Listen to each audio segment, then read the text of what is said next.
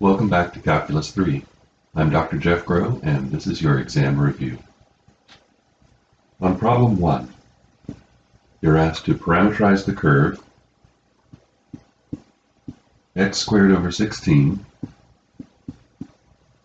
plus y squared over 25 equals 1. Parameterization of this ellipse would be 4 cosine t, 5 sine t.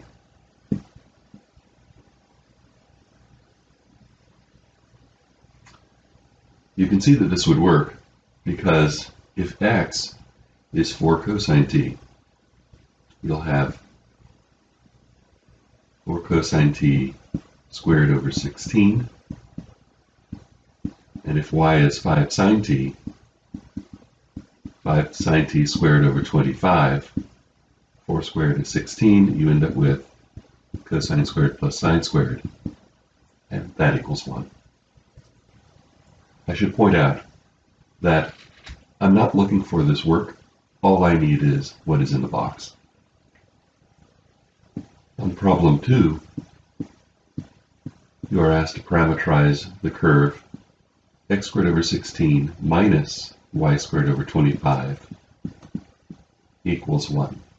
A hyperbola this time, because of the minus. We use, of course, a Pythagorean identity, but it's the Pythagorean identity secant squared minus tangent squared equals 1.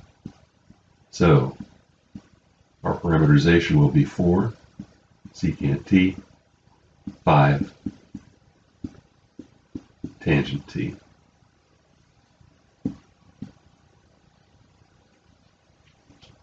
On problem 3, you're asked to parameterize the curve y equals e to the x.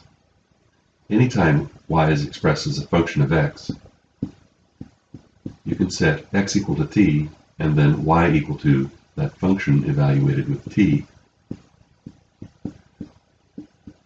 So here we can use t, comma, e to the t. On problem 4, I ask you to parameterize the surface x squared over 9 plus y squared over 16 minus z squared over 25 equals 1. Can you identify this surface? That's a hyperboloid of one sheet. The strategy here is to try to collapse these pairwise using Pythagorean identities. We'll collapse the first two first as follows. We'll set x equal to 3 times u times cosine theta, y equals 4 times u sine theta. These will convert the above equation into u squared minus z squared over 25 equals 1. We'll select u equals secant phi and z equals 5 tangent phi. This will give us a parameterization in terms of theta and phi. X will be 3 cosine theta secant phi. Y will be 4 sine theta secant phi. And then z is, of course, 5 tangent phi. Problem 5 is only a little different.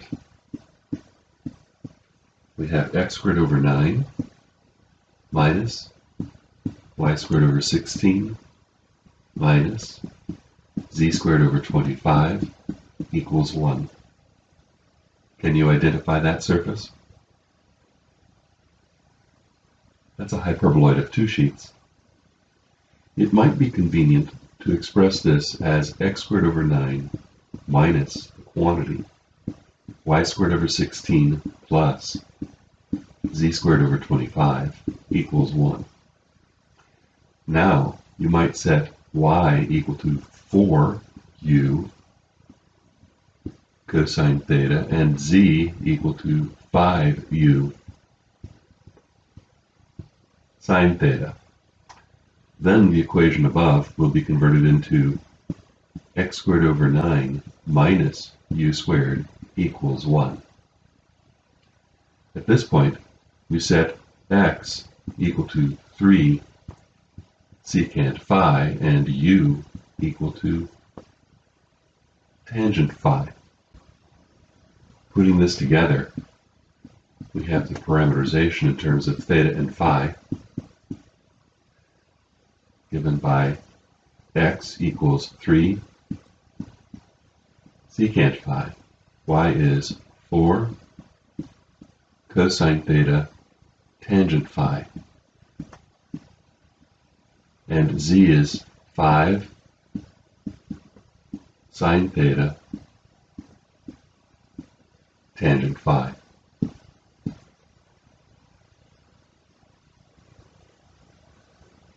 On problem 6, I ask you to parameterize the surface x squared plus y squared equals 4.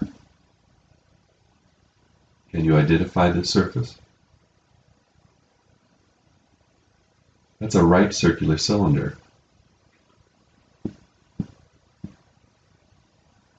We have a circle of radius 2 in the xy plane, but no constraint on z. So, in our parameterization, z is unconstrained. Z will be one of our parameters.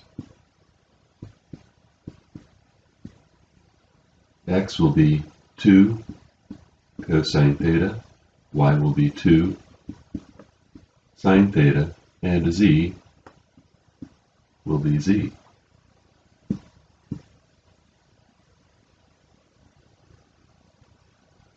On the next problem, we parameterize z equals 9 minus x squared minus y squared.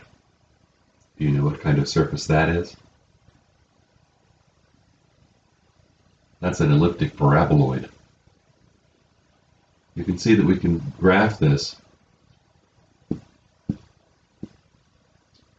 at z equals 0. We'll have a circle of radius 3. It will peak out at a height of 9. Because of the rotational symmetry around the z-axis, it's probably best to parameterize this using cylindrical coordinates. R and theta will be the parameters. X will be r cosine theta, y will be r sine theta. Z will be 9 minus r squared.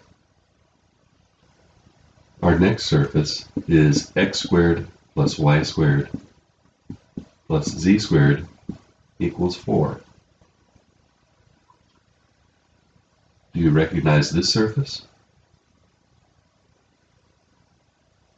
That's a sphere of radius 2. It's probably best to use spherical coordinates. Go figure.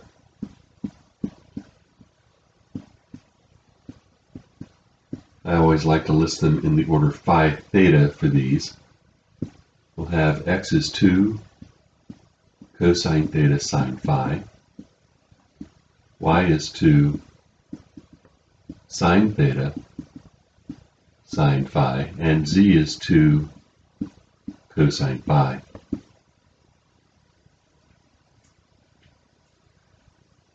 These last several problems have been about parameterizing curves and surfaces. That is an important skill for line integrals and surface integrals. I probably won't give you this many problems on the actual exam, maybe a couple of each. After all, you'll have plenty of opportunities for demonstrating your ability to parameterize curves and surfaces later on in the exam. On problem 9, I ask you to determine whether or not the following vector field is conservative. It's y squared z times I plus 2 xyz times j plus x y squared k. In R3, a vector field is conservative if and only if its curl is 0. We need to calculate the curl.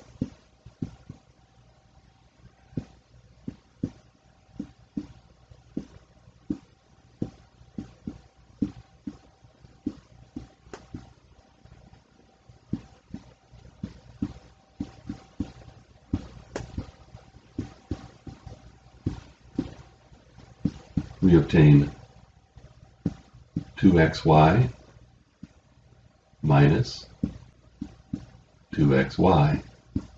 That's a good start. That will give us 0 in the first coordinate. I'll put a preemptive minus in on the second coordinate. We'll have y squared minus y squared. So far so good. Then we get 2yz minus 2yz, and a third 0. Since we get the 0 vector for the curl, it is conservative.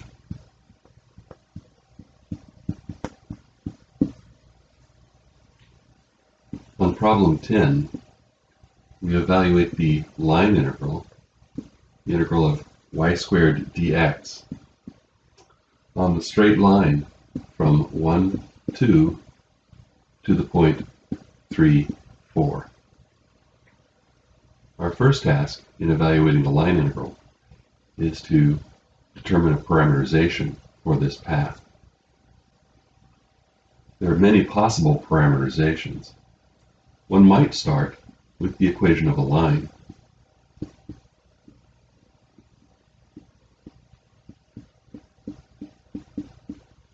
Using the point-slope form of a line, we'll move the 2 over. You can see 4 minus 2 is 2, 3 minus 1 is 2, the slope is 1. We'll have x minus 1 plus 2 ends up being y equals x plus 1. One way to parameterize this is as follows. X equals t, y equals t plus 1. We just have to run t between the right values. Since x goes from 1 to 3, we can take t to go from 1 to 3. This gives us our parameterization. The integral is then the integral from 1 to 3, y squared on the curve, that's t plus 1 squared, times dx, and dx is dt. We have then t plus 1 cubed over 3 evaluated from 1 to 3. Plugging in 3, 3 plus 1 is 4, 4 cubed is 64. Plugging in 1, 1 plus 1 is 2, cubed is 8. 64 minus 8 is 56. So our answer is 56 thirds. On problem 11, I give you a function little f, which depends upon x, y, and z.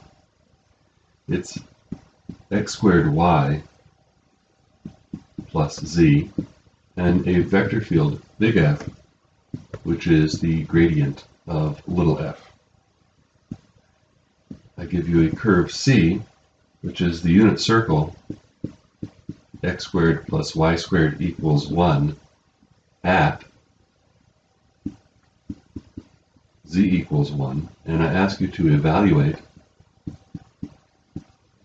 the integral on C of f dot dr.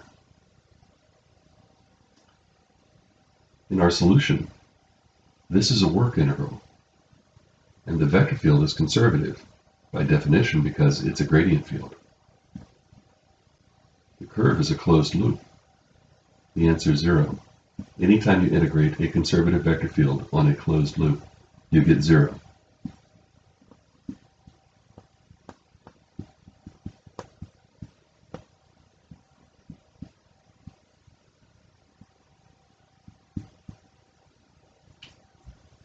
On problem 12, I ask you to integrate x y squared ds on the surface that is the portion of the plane 2x plus 2y plus z equals 4 in the first octant.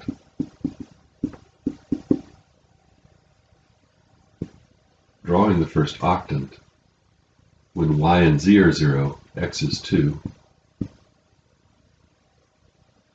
When x and z are 0, y is 2.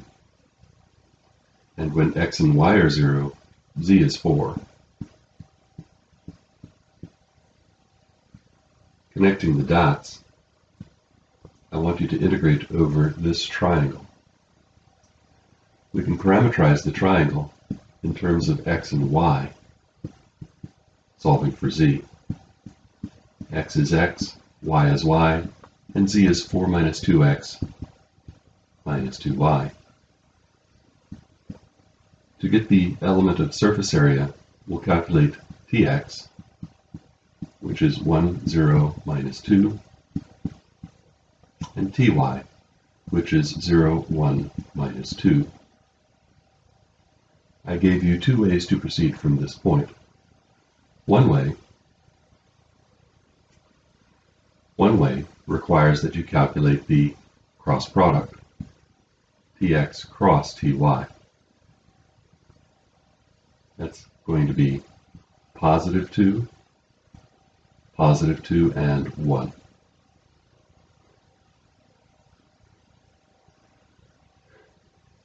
It follows from that the element of surface area is the norm of this times dx dy. 2 squared is 4, plus 4 is 8, plus 1 is 9, square root of 9 is 3. Another way to find this is to use gxx, which is the dot product of tx with itself. 4 plus 1 gives you 5. Gyy is also 5. Gxy is 4. So G is 5 times 5 minus 4 squared. 25 minus 16 is 9. The surface element is the square root of G du dv, and so we still obtain 3 dx dy. To set up the limits of integration, we'll project down onto the plane of parameters dx dy. That'll be this triangle, 2 on a side. We'll take vertical cross sections. X will go from 0 to 2. Y will go from lower curve to upper curve. Y equals 0 to y equals 2 minus x.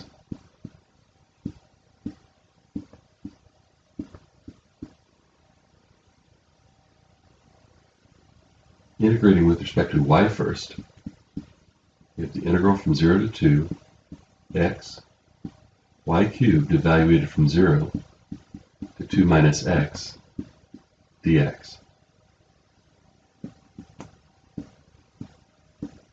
We have then x times 2 minus x quantity cubed dx. We could FOIL out this perfect cube, but I'm a little too lazy to do that. Instead, I'd like to set u equal to 2 minus x so that du is minus dx. We'll move the minus over. We'll have minus the integral. It'll go from 2 to 0. X gets replaced by 2 minus u. Then we'll have u cubed du. Distributing, that gives us 2u cubed minus u to the 4th. Switching the order of the limits of integration, we'll have u to the 4th over 2 minus u to the 5th over 5 evaluated from 0 to 2. When we reverse the order, we got rid of the minus. 2 to the 4th is 16 divided by 2 is 8 minus 32 fifths. 8 is 40 fifths minus 32 fifths gives 8/5. On the next problem, I ask you to verify Green's theorem. You're given x minus y cubed dx plus y plus x cubed dy, and the curve C is the circle x squared plus y squared equals 4.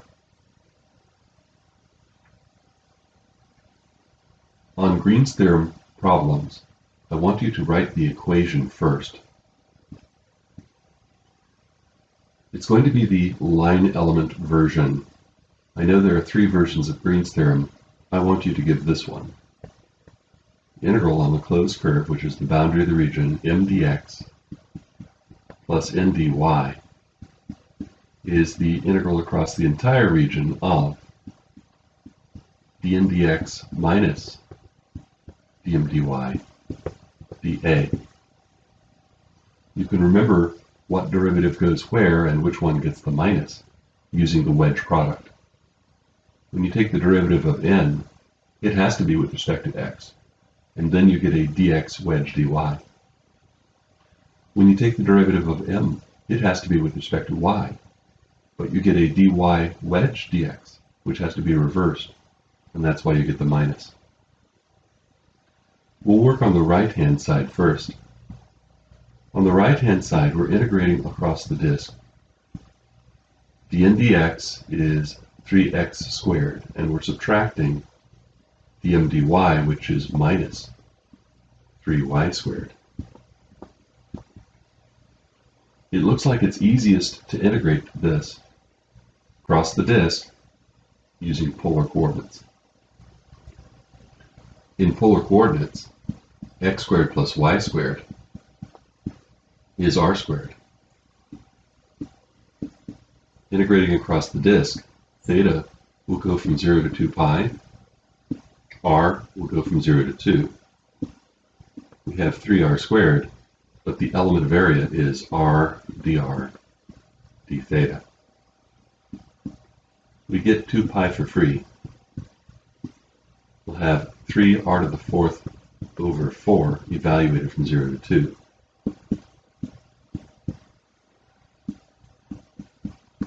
So far we have 3 pi over 2, but times 2 to the 4th.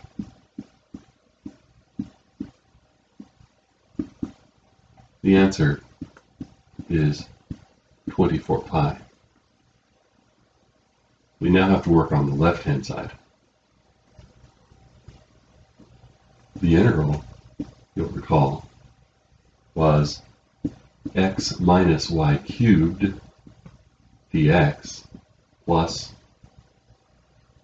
y plus x cubed dy. Parameterizing our curve, circle of radius 2, we'll have 2 cosine t, 2 sine t. T will run from 0 to 2 pi. We'll have the integral from 0 to 2 pi. By the way, if you're smart, you'll see that x dx integrated on a closed loop gives you nothing. You can cross this term out. Y dy integrated on a closed loop also gives you nothing. You can cross those 2 terms off. If you're not as smart, you'll have to do the following. X is 2 cosine t minus y cubed. That's 8. I'll just write 8 sine cubed. Dx is minus 2 sine dt. And then we have plus y is 2 sine plus x cubed. X cubed is 8 cosine cubed times dy. dy is 2 cosine dt.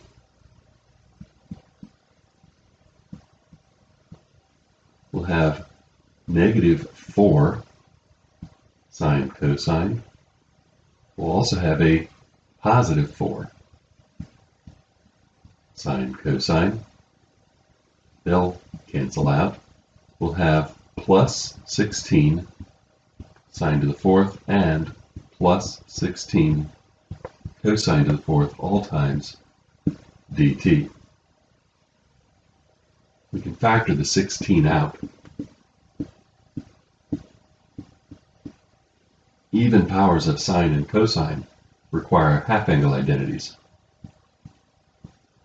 Cosine squared theta is 1/2 times the quantity 1 plus cosine 2 theta. Sine squared theta is 1/2 times the quantity 1 minus cosine of 2 theta.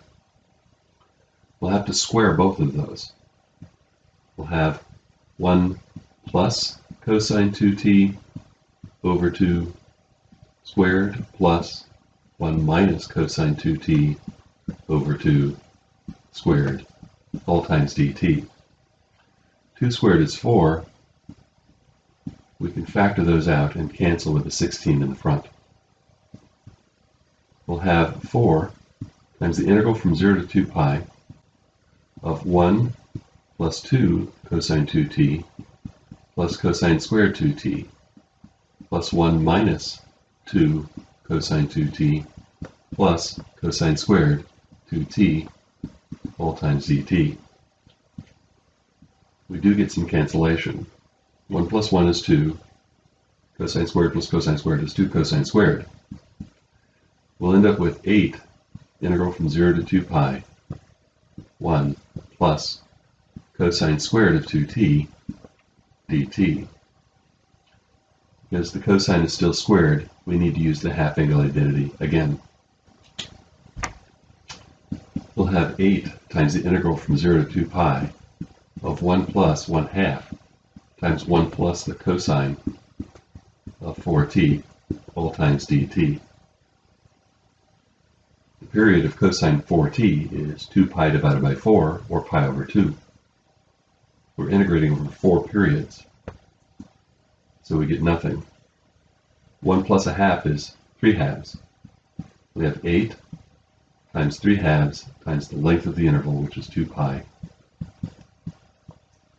The answer is 24 pi, confirming what we found on the right-hand side.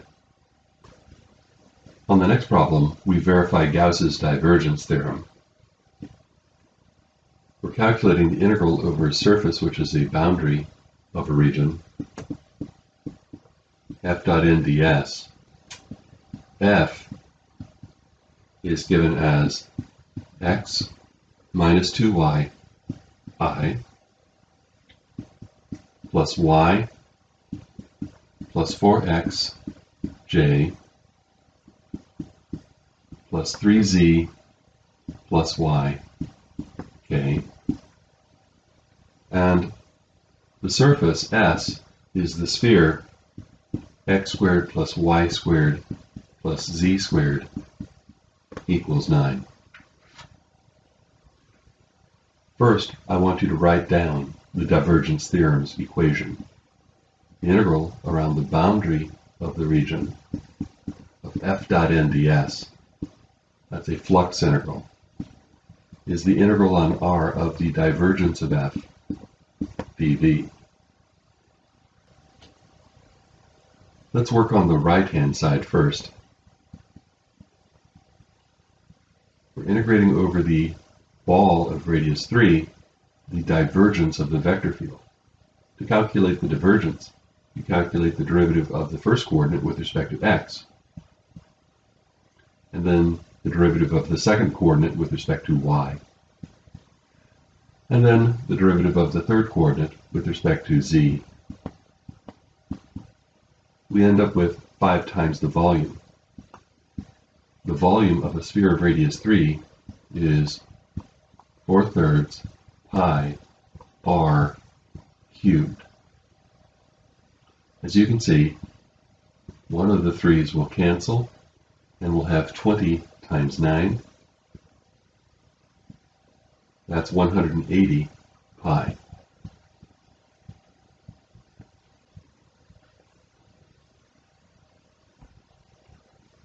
We'll begin the left-hand side by parametrizing the surface. The The surface is a sphere of radius 3. We'll use spherical coordinates. 3 cosine theta sine phi, 3 sine theta sine phi, and 3 cosine phi. Always begin with t phi, not t theta.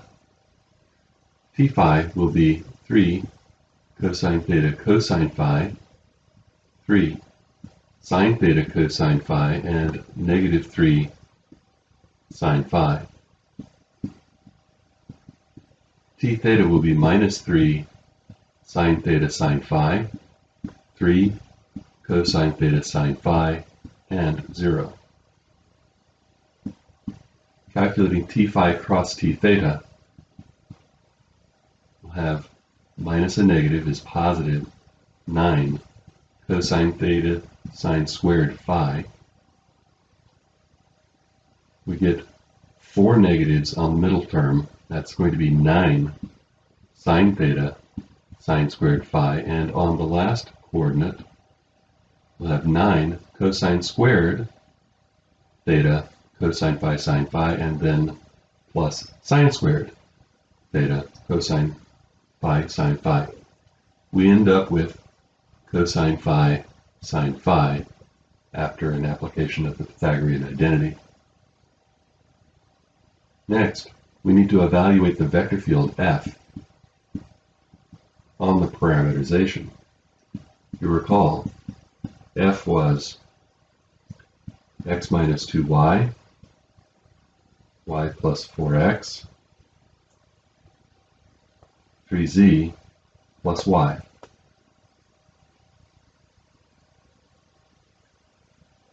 We evaluate on the surface parameterization. So x is 3 cosine theta sine phi, and then minus 2y. Minus 2 times 3 sine theta sine phi. Then we have y plus 4x. That's 3 sine theta sine phi plus 12 cosine theta sine phi. Then 3z plus y.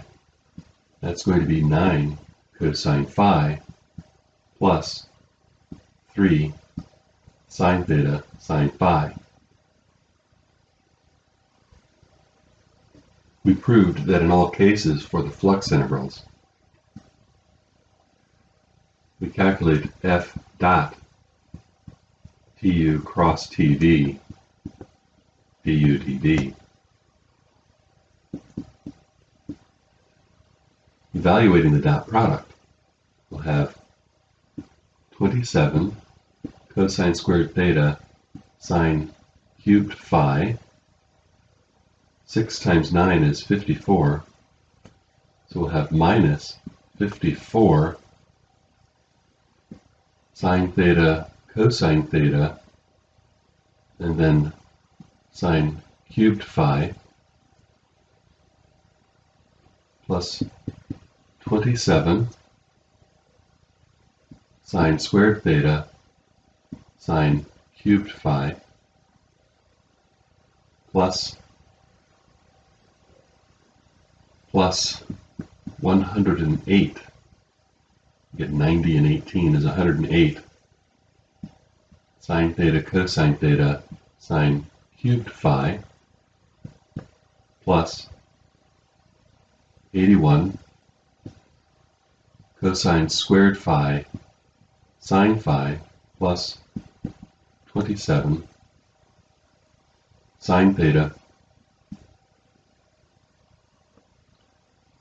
cosine phi sine squared phi d phi d theta. Theta will go from 0 to 2 pi, and phi will go from 0 to pi to cover the entire sphere.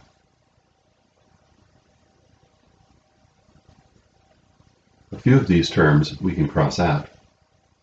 Note that sine theta cosine theta is 1/2 sine of 2 theta by the double angle identity for sine. Here we have a sine theta cosine theta integrating from 0 to 2 pi will yield nothing. Same thing here, and then sine theta integrated from 0 to 2 pi also gives nothing.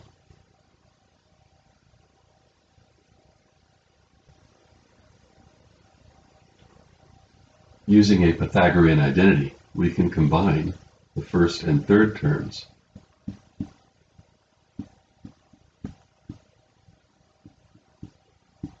Yielding 27 sine cubed phi. Here we have 81 cosine squared phi sine phi.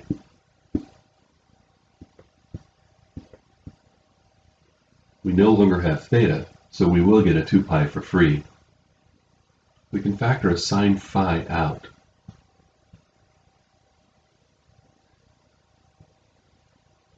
We'll now use a u substitution. I'll factor 27 out. That'll leave a 1 here and a 3 here. We'll have 2 pi for free. That gives us 54 pi, the integral from 0 to pi. And what's left over in the integral is sine squared phi plus 3 cosine squared phi all times sine phi d phi. We'll split one of these cosine squared phi's off because sine squared plus cosine squared will be 1. We'll have 54 pi, integral from 0 to pi, of 1 plus 2 cosine squared phi sine phi d phi. At this point, we'll make a substitution. U equals cosine phi, so du is minus sine phi d phi. We'll put the minus on the other side. We'll have minus 54 pi. When phi is 0, u is 1. And when phi is pi, u is minus 1. We'll have 1 plus 2u squared du. We can reverse the order of the limits of integration. We'll have u plus 2u cubed over 3, evaluated from minus 1 to 1. Because the integrand was even, we can simply double, evaluating from 0 to 1 instead. 2 times 54 is 108. Plugging in 1, we'll get 1 plus 2/3. 1 plus 2/3 is 5/3. 3 goes into 108 36 times.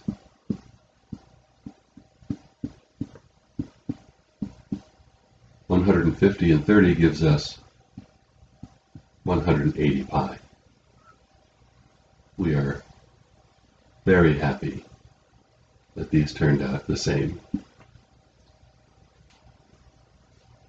For the last problem, we verify Stokes' theorem. We're integrating around the boundary of a surface, f dot dr. The vector field f is xi plus zj plus yk, and the surface is the portion of z equals 9 minus x squared minus y squared, where z is non-negative. We have an elliptic paraboloid intersecting the xy plane in a circle of radius 3, peaking at a height of 9. First, I want you to state the formula involved in Stokes' theorem. We integrate around the boundary of a surface, f dot dr. That's a circulation integral.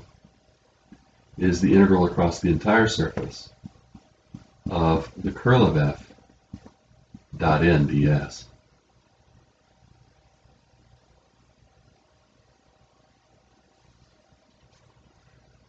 On this problem, let's work on the left-hand side first. F dot dr, that will be the integral around the boundary of the surface of x dx plus z dy plus y dz. X dx integrated on a closed loop yields nothing. We need to parameterize then the boundary curve. A parameterization of the curve is going to be 3 cosine t, 3 sine, and all across the curve the z-coordinate is 0. We have then the integral from 0 to 2 pi. We get 0. Y is this, but dz is 0. The answer is 0. On the right-hand side, it's best if we calculate the curl of the vector field first.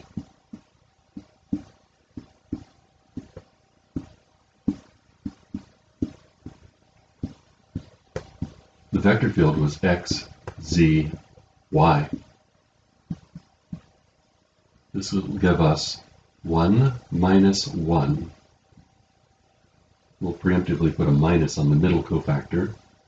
0 minus 0, and then 0 minus 0. It follows immediately that the integral on the surface of the curl of f dot n ds is also 0. Now, I don't like these sorts of problems on my exams. I won't give you something so simple. So let's go back and rework this problem with a different. So let's go back and work a slightly different problem. For the circulation,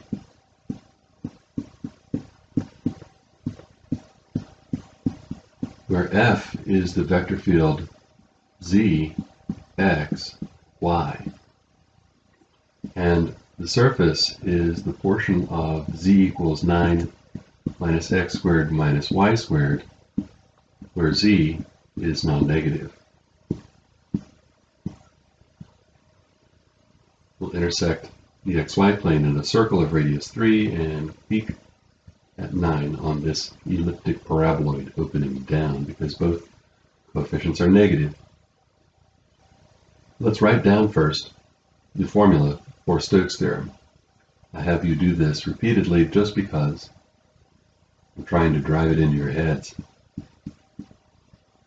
Stokes' theorem has a divergence on the left and on the right a surface integral of the curl of f dot n ds. Let's work on the left-hand side first. We'll have f dot dr, that's going to be z dx plus x dy plus y dz.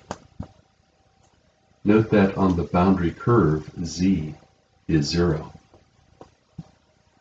We can drop 2 of these terms now. That leaves x dy, which should give us the area of the disk of radius 3. So you should know that you get pi 3 squared, or 9 pi. But let's suppose that you didn't think of that. The alternative is to parameterize the boundary curve. 3 cosine t, 3 sine t, and 0. At this point, surely you can see that the first and third terms will cancel out. The parameters will run from 0 to 2 pi. We'll have x, which is 3 cosine, dy, which is 3 cosine dt. That's 9 times the integral from 0 to 2 pi of cosine squared, which is 1/2 1 plus cosine of 2t dt. Cosine of 2t gives you nothing. So we'll have 9 times 1/2 times 2 pi, or 9 pi. Now let's go back and do the right-hand side. We'll calculate the curl first.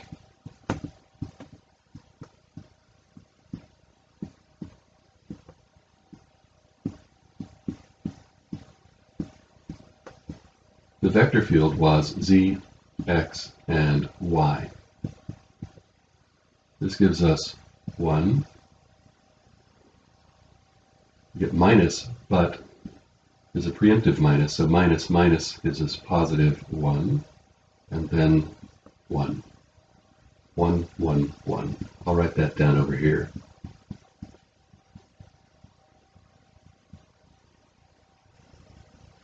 To parameterize the surface, because of the rotational symmetry around the z-axis, we'll use cylindrical coordinates.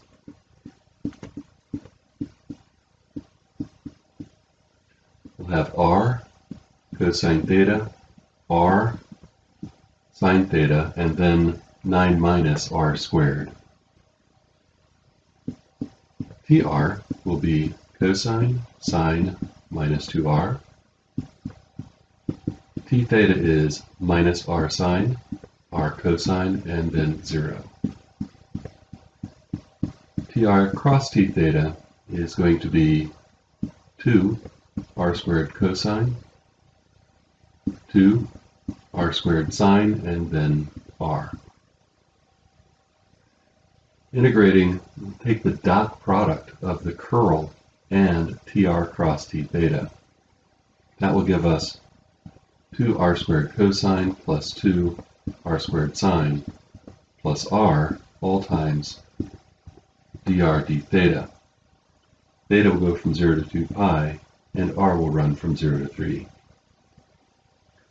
Integrating cosine from 0 to 2 pi gives you 0.